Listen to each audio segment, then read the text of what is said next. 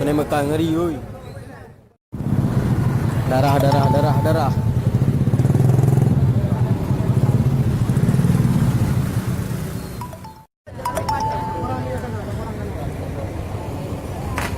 Ish. Oh. Apa?